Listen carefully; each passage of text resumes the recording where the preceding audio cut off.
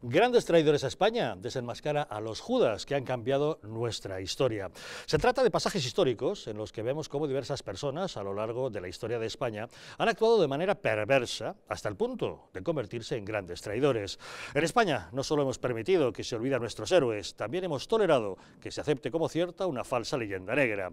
Pero también hemos aceptado engaños que nos presentan a los más míseros personajes directamente como si hubieran sido paladines de la libertad y el honor. Este libro es fundamental porque solo conociendo a los traidores del pasado podremos identificar a los enemigos del presente. En fin, y llega el momento de hablar de Venezuela. La verdad es que tras el reconocimiento de diversos países del mundo de Juan Guaidó como nuevo presidente legítimo de Venezuela, pues este está manteniendo un pulso con Nicolás Maduro, y Maduro se resiste a abandonar el poder. Guaidó ha denunciado que Maduro trata de mover más de 1.000 millones de dólares a Uruguay y pide que los gobiernos extranjeros bloqueen las cuentas. Mientras seguimos pendientes de lo que pueda ocurrir ahí en Venezuela, hace unos días el secretario del Tesoro de Estados Unidos anunció nuevas sanciones contra PDVSA, Petróleos de Venezuela. Debemos decir, ustedes ya lo saben, que Venezuela lidera el ranking mundial de reservas de petróleo. Con más de 300.000 millones de barriles supone el 18,3% de las reservas mundiales, por delante de Arabia Saudí, de Kuwait, de Emiratos Árabes o de la Federación Rusa. La verdad es que tras desplomarse las exportaciones de petróleo, el único recurso del que dispone ahora Maduro es el oro. 150 toneladas de oro del Banco Central de Venezuela, asunto sobre el que Roberto Centeno tiene datos en exclusiva que nos va a aportar. Háblenos, don Roberto, del oro de Venezuela. Bueno, vamos a ver, en primer lugar no son datos en exclusiva, son datos que han publicado la CNBC y alguna prensa norteamericana.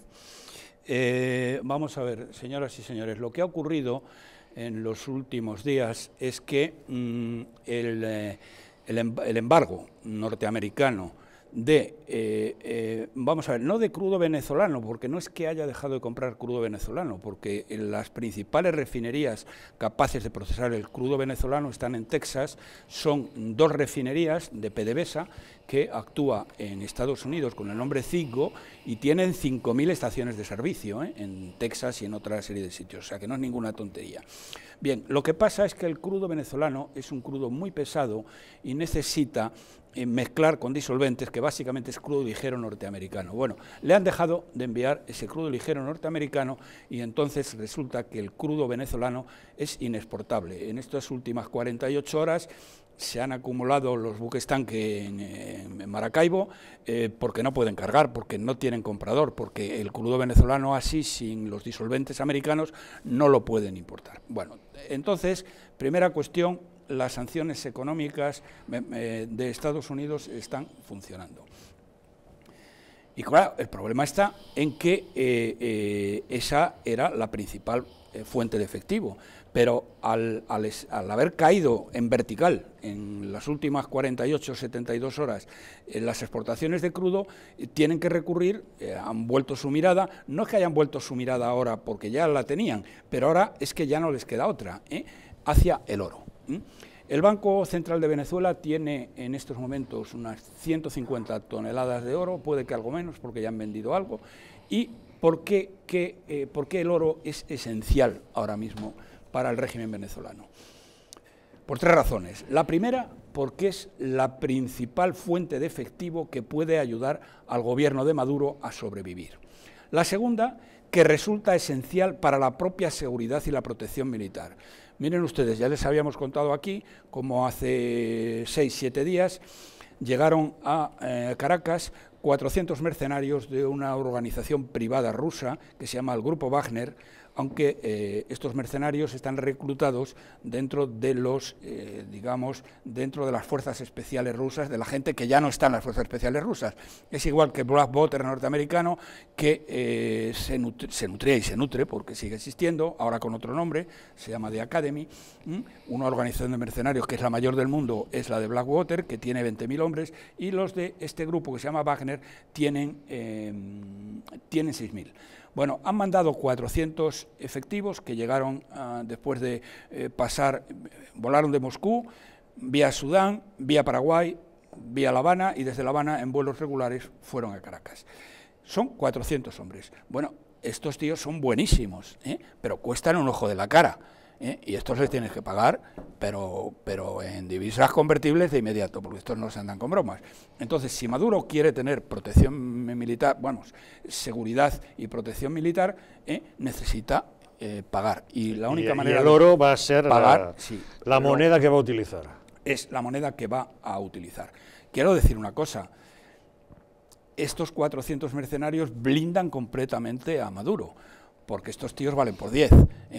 Para estos necesitaría que el ejército venezolano, si es que se posicionara contra Maduro, que no es el caso, de momento ni de lejos, entre otras razones, porque ya lo he dicho aquí también, porque es que los coroneles y los comandantes de las unidades venezolanas han demostrado que no tienen arrestos ni coraje para pegarle 4 tiros a los generales narcos.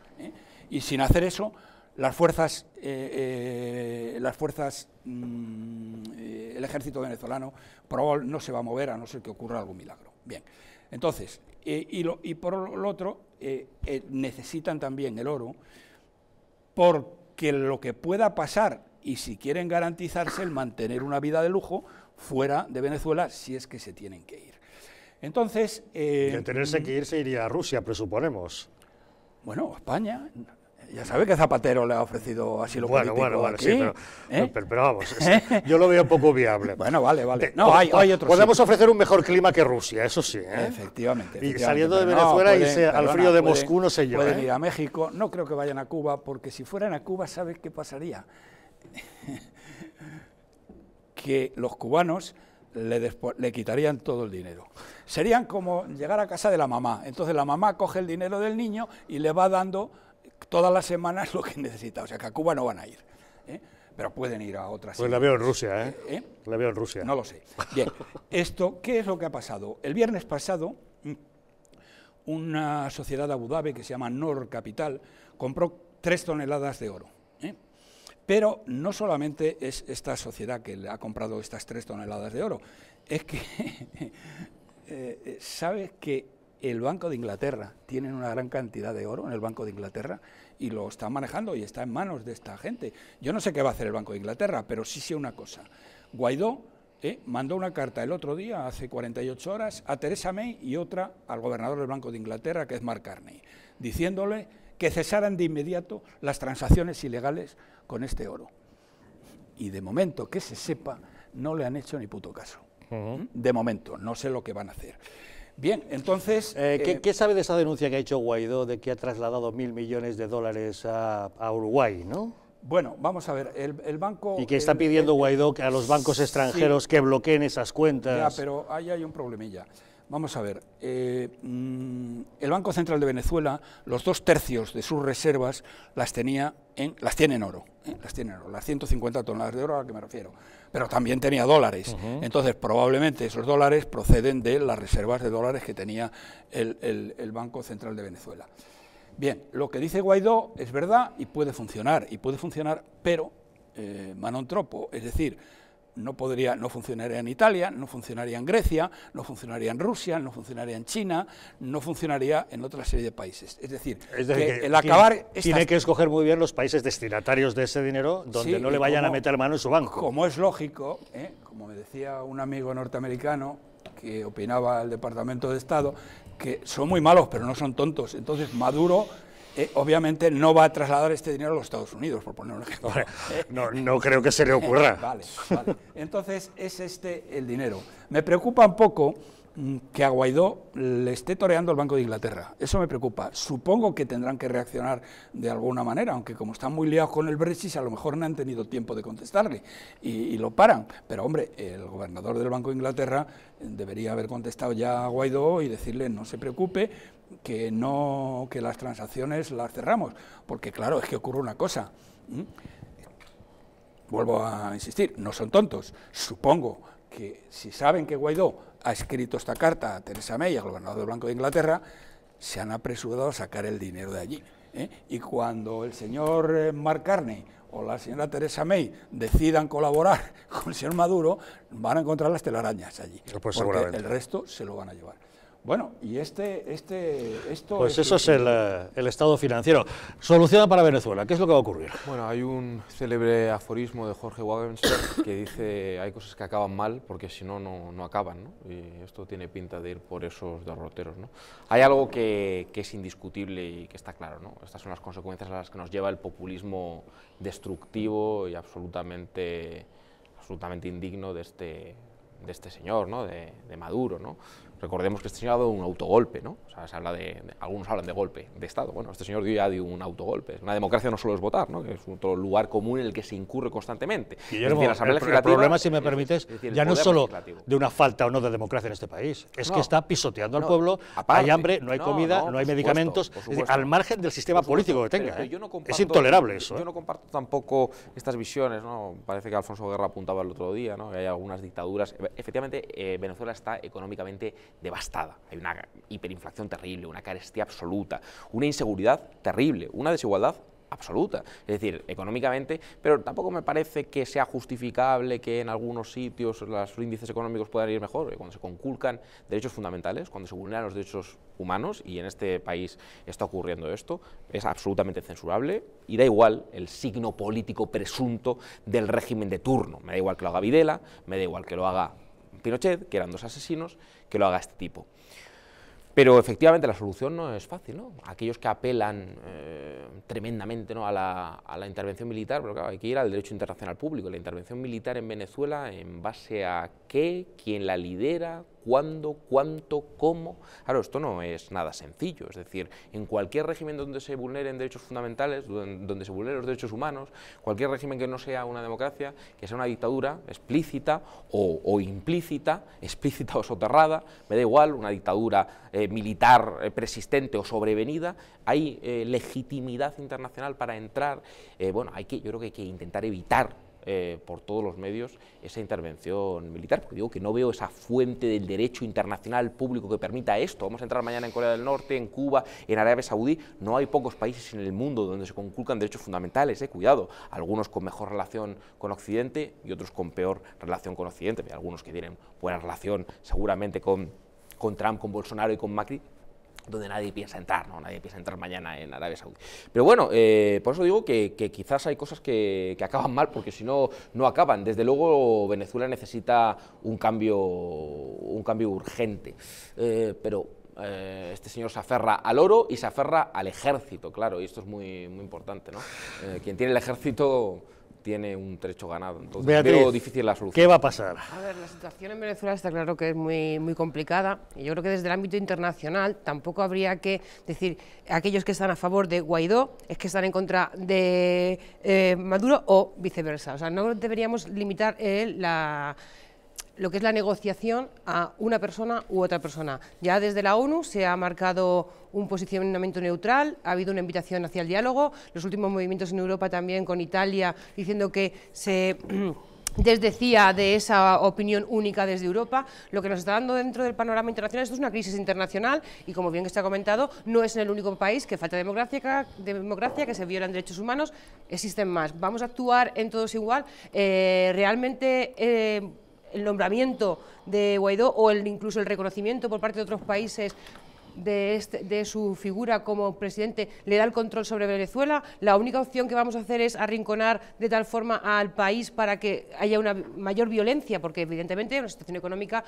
muy grave, el nivel hemos hablado, ¿no?, de la capacidad para adquirir un producto por parte de la ciudadanía es desorbitado. O sea, estamos en una situación, o los ciudadanos están viviendo una situación límite, pero es que si no se abre un abanico de posibilidades más allá de Guaidó y Maduro, nos vamos a encontrar al final con un conflicto bélico no es y una situación dramática con presos políticos, que esto se nos olvida muchas veces, con presos políticos, es decir, que esto no es una el interés económico que hay en Venezuela es de tal magnitud. Pero no es el malvado Occidente, Yo también puedo ser crítico, o sea, decir, mira, yo estoy en las antípodas ideológicas de Macri, Trump y Bolsonaro perfectamente, pero aún más de este asesino.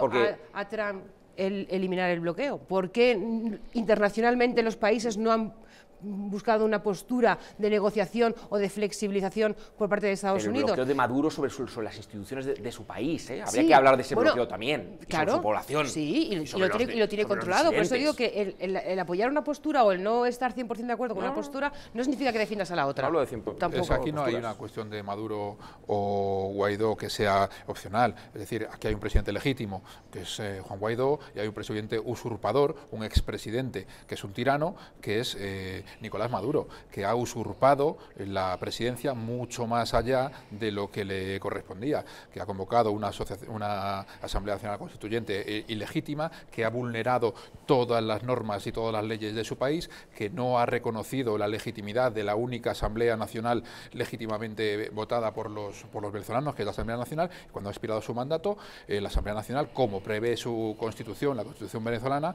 ha nombrado a Juan Guaidó como presidente encargado para orientar el país y poder convocar unas elecciones libres, democráticas y con todas las garantías. Eso está reconocido por la inmensa mayoría de los países occidentales, de las democracias reconocidas, casi toda América, casi toda la Unión Europea, Israel. Es decir, la inmensa mayoría de los países está sin duda con Juan Guaidó. Es decir, los apoyos que tiene ahora mismo Maduro son China, Cuba, Nicaragua, Siria, es decir, una serie de países. La ONU tampoco se ha posicionado. Bueno, pero eso es frecuente, que la ONU no se posicione hasta que no le queda más remedio o hasta que... Cuando en la ONU tienes todos los países y está Rusia y tiene posibilidad de veto, hay ciertas cosas que no salen, ¿no? Pero cuando la comunidad internacional organizada en distintos foros reconoce a Juan Guaidó, yo creo que eso es una cosa ya irrevocable. Ahora lo que hay que ver es cómo se hace esa transición, y yo quiero quedarme con la parte positiva. La parte positiva es Venezuela recuperando su soberanía, Venezuela recuperando por fin los derechos conculcados por el tirano. Y ahora vamos a ver cómo lo solucionamos, cómo hacemos que el ejército, cómo persuadimos al ejército para que pierda Nicolás Maduro el apoyo que tiene todavía de sus correligionarios en el ejército.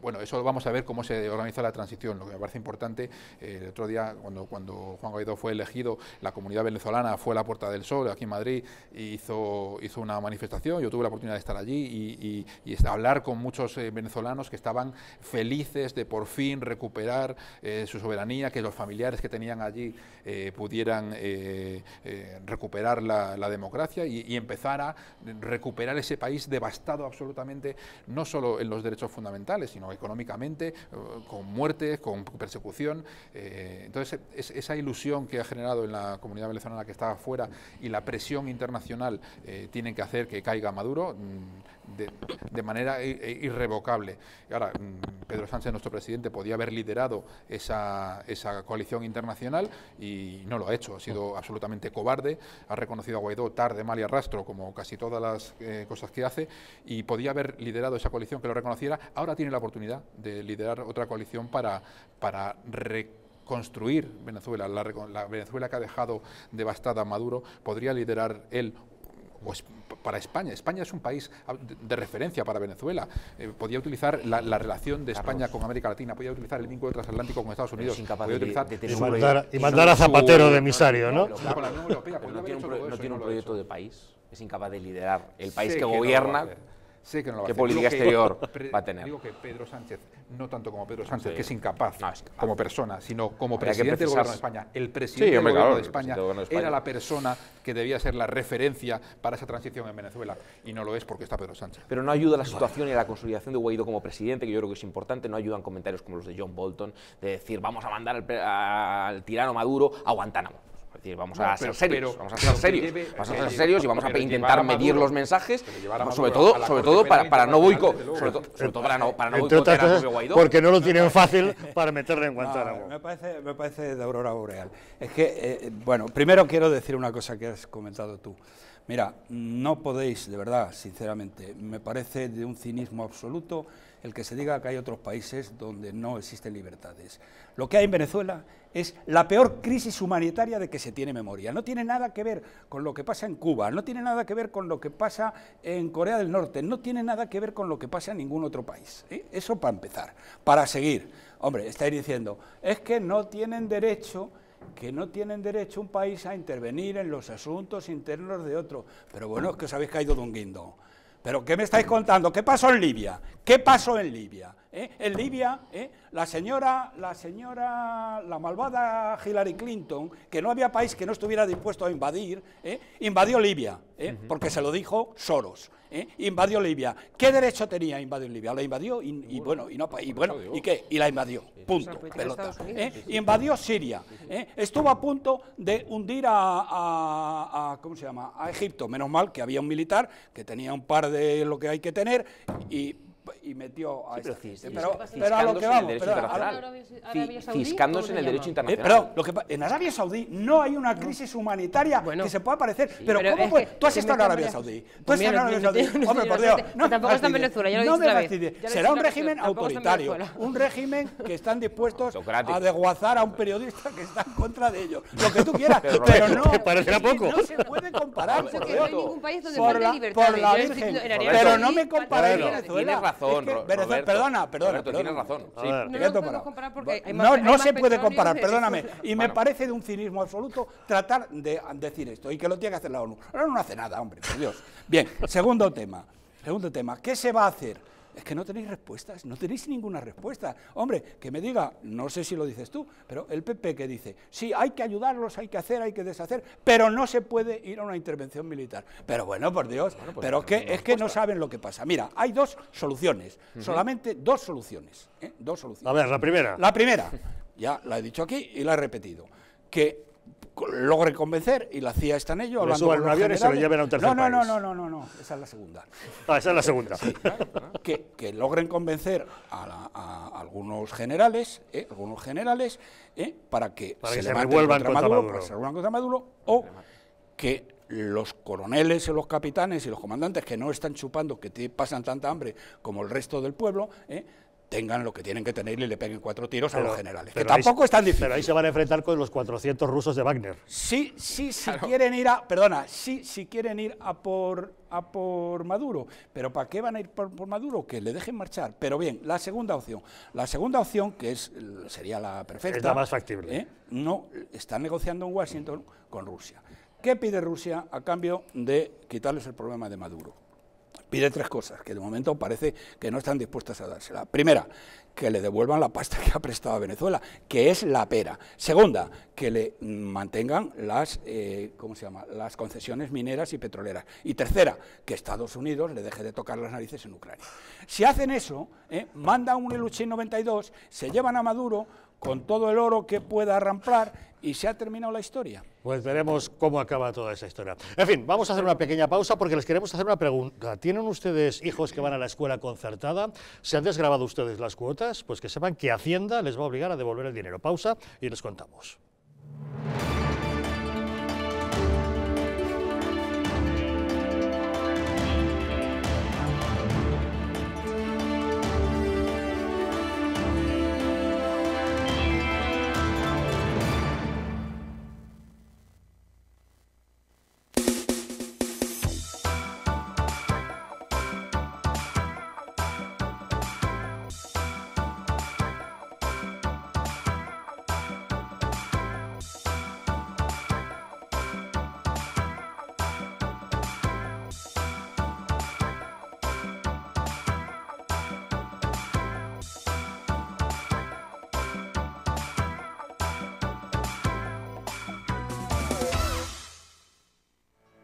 ¿Llegan ustedes a fin de mes? ¿Tienen algún problema económico que les plantee dificultades? Si es así, en Anticipos Alcalá tenemos la solución a sus problemas. Con más de 1 millón de microcréditos concedidos hemos solventado las dificultades económicas de miles de españoles como usted.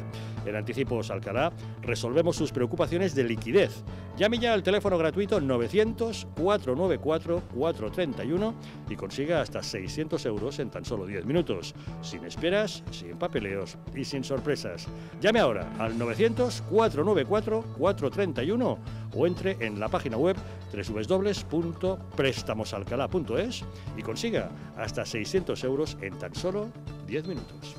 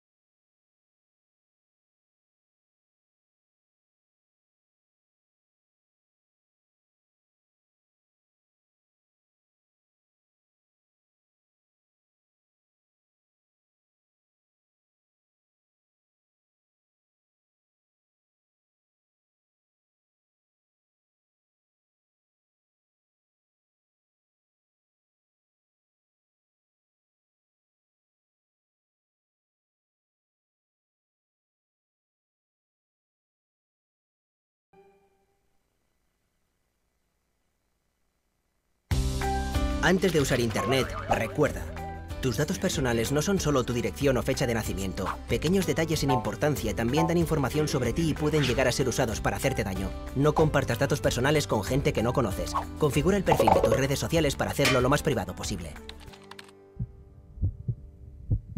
Como cada mañana, Juan coge su coche para ir al trabajo. Tiene que conducir por una carretera convencional. Es un tipo precavido y suele circular a 90, a pesar de que la carretera pone otra cosa. Vaya, ¿y esta piedra? ¿De dónde ha salido? Bien por los precavidos. Pero, ¿qué hubiese pasado si esta misma piedra hubiese estado aquí ayer que Juan tenía un poco de prisa? A 90 km/h necesitas 70 metros para detenerte. A 100 km/h, 84 metros. 14 metros de nada que son una gran diferencia. Y con suelo mojado la distancia aumenta casi un 70%. Menos velocidad, más vidas en la carretera. Mejor, más despacio. Dirección General de Tráfico, Ministerio del Interior, Gobierno de España.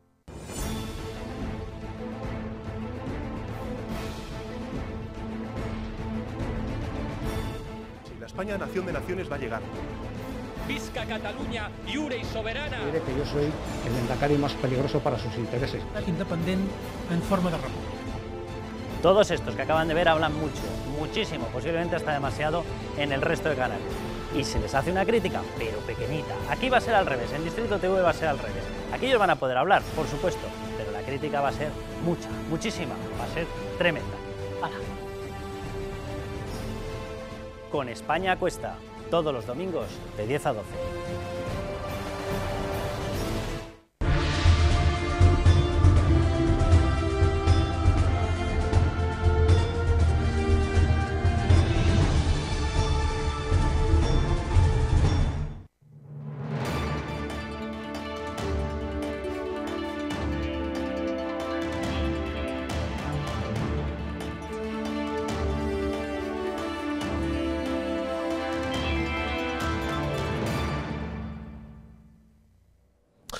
Hacienda obligará a las familias a devolver la desgravación por la escuela concertada.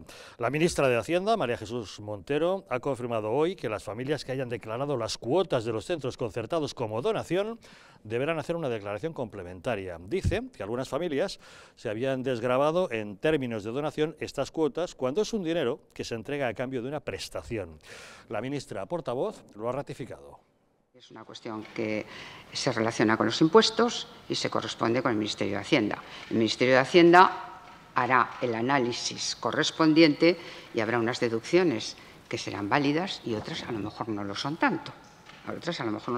Pero lo que sí he de decirle es que por mis noticias, y si tenemos noticias, si nos relacionamos mucho entre los distintos ministerios, por mis noticias el cómputo total de las deducciones superaba los 1.000 millones. ¿Es razonable considerar que no es donación, sino pago por una prestación? ¿O es, Carlos, una persecución en la escuela concertada por una cuestión ideológica? Paso más en la persecución socialista por la libertad educativa. No es la primera vez que atacan a la educación concertada. Ya la propia ministra Celaá, en su proyecto educativo, ya incluía una parte que limitaba esa libertad de los padres para escoger entre los modelos y supeditaba la educación concertada a la oferta pública. Y esto es otro ataque más a la libertad de los padres, que está consagrada en la Constitución, de escoger el modelo educativo de sus hijos. Aquí no hay nada más que ese ataque a la... Es claramente un trasfondo ideológico. Trasfondo ideológico. No sé si de paso, si trincan 1.000 millones, pues les apañan un poco, pero desde luego es un ataque absolutamente ideológico. Beatriz, ¿piensas lo mismo o crees que realmente es un pago por prestación que obedece a la lógica? Vaya por delante que yo soy defensora de la escuela pública, que creo que la escuela tiene que ser pública y de calidad. Dicho esto, no creo que el objetivo aquí sea un ataque a la concertada. Yo creo que todos los españoles somos iguales ante la ley, las deducciones por donaciones son claras y vienen tipificadas por ley, y si los usuarios de los centros concertados pueden demostrar que lo que han hecho es una donación, no habrá ningún problema, su declaración de la renta será correcta.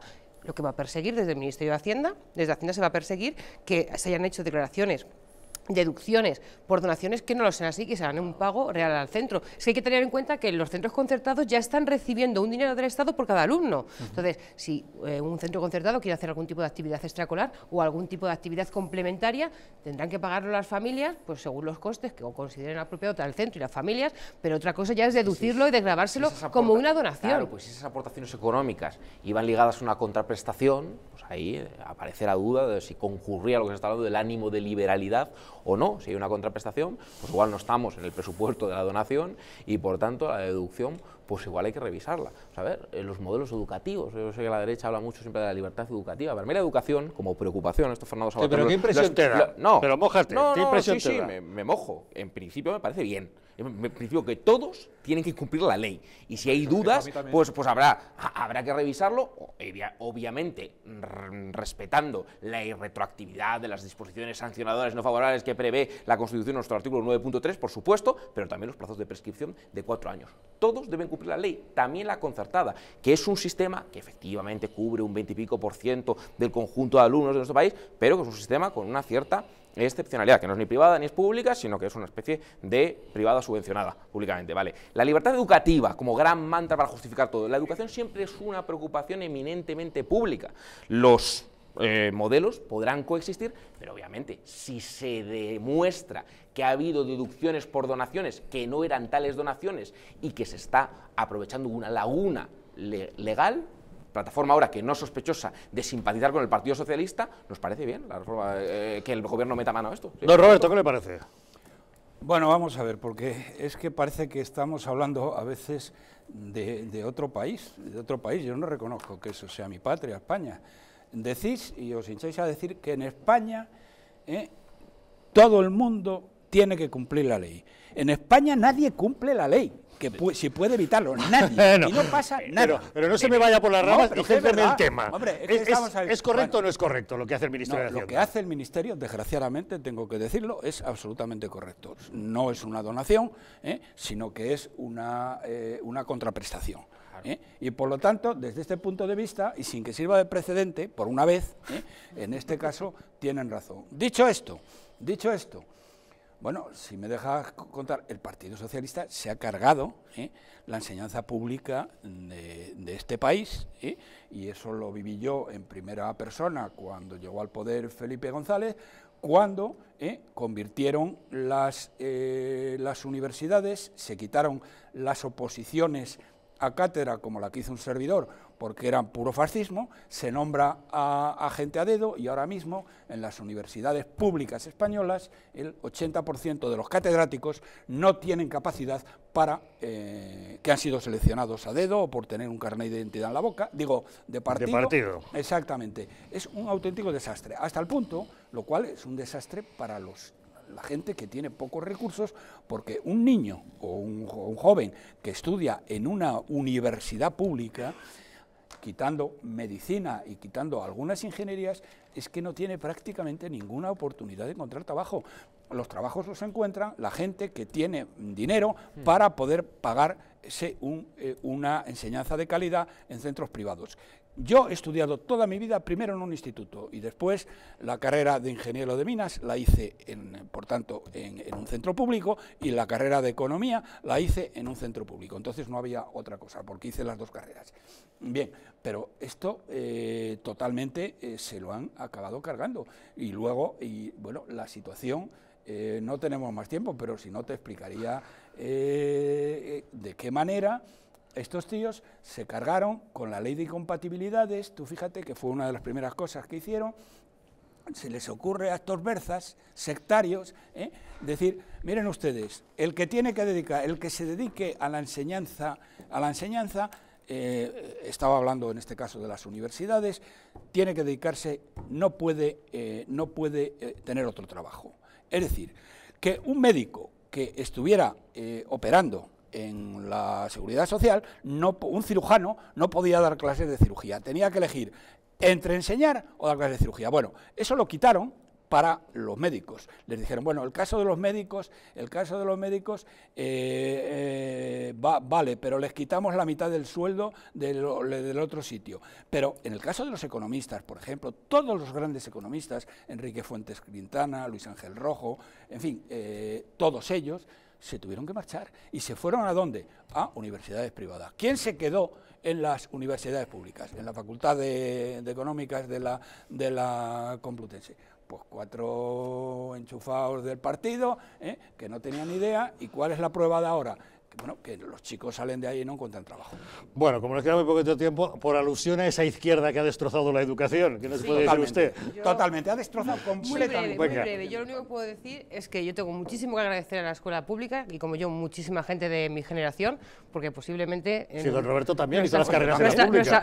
Nuestras familias, la única posibilidad que tuvieron de garantizarnos unos estudios universitarios fue gracias a la escuela pública. Si algo se hizo mal, pues que se rectifique, que se mejore, pero desde luego lo que nunca va a mejorar la escuela pública es dejar de destinar dinero a la pública y fomentar la concertada frente al... Y fomentar la concertada. Sí, porque realmente la libertad está en elegir entre un centro. Si la escuela pública es de calidad, posiblemente no sería necesario ir a un centro concertado, y el que quiera libremente elegir un centro privado, pues muy libre es de pagarlo. Pero se respeta es que primero, no es de calidad, es de ínfima calidad, y en segundo lugar, la concertada cuesta 4 veces menos que la pública. Oída opinión. A ver, yo comparto algunas de las cosas que ha manifestado Roberto. Efectivamente, en este país mucha gente se cree por encima de la ley, es decir, casi nadie cumple las leyes, pero eso no lo hace bueno. Aquí estamos hablando del deber ser, es decir, nadie puede excepcionarse, sustraerse al cumplimiento de la ley, ni la Iglesia Católica, ni la escuela concertada, ni absolutamente nadie. Ni los gobiernos, ni los ministros, ni los nacionalistas, ni los partidos políticos, ni los gobiernos autonómicos, nadie. El problema es que es una costumbre muy común reivindicar ese estatus de intocable, sustraerse a las leyes. Las leyes están para otros, a mí que no se me aplique. Y por otro lado, sí que es verdad que el Partido Socialista, yo soy un defensor cerrado también de la educación pública de calidad, sí que es verdad que el Partido Socialista ha cometido unas políticas educativas, las del Partido Popular tampoco han sido buenas, malas, entendiendo, y de hecho creo que algunas de las políticas educativas del Partido Socialista, y quizás la quinta esencia de todas ellas fuera el OCSE, con la prédica de la educación pública, lo que hicieron es una suerte de privatización soterrada de la educación, descendiendo los estándares de calidad de la educación pública hasta niveles absolutamente vergonzantes y patrocinando que solo aquellos que tenían dinero pudieran llevar a sus hijos a la escuela privada, precisamente por ese descenso enorme y por entender que los conceptos de mérito y capacidad eran conceptos reaccionarios. Vamos cerrando nada más este debate con una última intervención. No, yo no puedo estar de acuerdo con que la educación es tan desastrosa, no puedo estar de acuerdo con que la mayoría de la gente no cumple la ley. Creo que tenemos una educación razonablemente buena, en Madrid especialmente, y desde luego lo que me parece más importante es que hay que dar a los padres la libertad de elegir. Eso sí que me parece importante, y si en la escuela pública no encuentran no solo la calidad, sino el modelo educativo que corresponde a sus valores éticos o morales o religiosos, y la escuela concertada así lo puede hacer, me parece muy importante. Y lo que me parece una barbaridad es que estén pensando, ya tengan cuantificado, antes de ver si eso es así o no, que tengan cuantificado el rejón que le van a meter a miles de familias para hacer devolver un dinero que se habían deducido de la declaración de la renta, como habían hecho siempre. Bueno, esos trampas tendrán que devolverlo. 20 años. Lleva 20 años sin cambiar la ley, quiere meter el rejón ahora. Veo que el representante del Partido Popular nos dice que los Reyes Magos existen y apañados están. Es que, don Roberto, existen, claro que sí. Si usted me lo venga a poner en duda. Apañados están los que tengan que ser gobernados de nuevo por el Partido Popular. Don Roberto, un placer haber contado con usted. Lo mismo digo. Muchas gracias por acompañarnos. Don Guillermo del Valle, un placer. Gracias por estar con nosotros. Gracias, Beatriz Arceredillo, por acompañarnos. Y gracias, Carlos Díaz Pache, por estar con nosotros. Se nos ha acabado el tiempo, se nos come el tiempo, porque la verdad el debate ha sido de lo más intenso. Nos vamos, gracias por haber estado con nosotros, pero no se vayan porque les dejamos con la película. Esta noche, Texasville, un drama con un reparto de lujo, Jeff Bridges y Sybil Shepherd, con las peripecias de un pueblo que está a punto de celebrar el centenario de su fundación. Momento para que nuestros protagonistas recuerden también y rememoren su pasado. Que disfruten de la película. Nosotros les esperamos mañana de nuevo, aquí, en Los Intocables.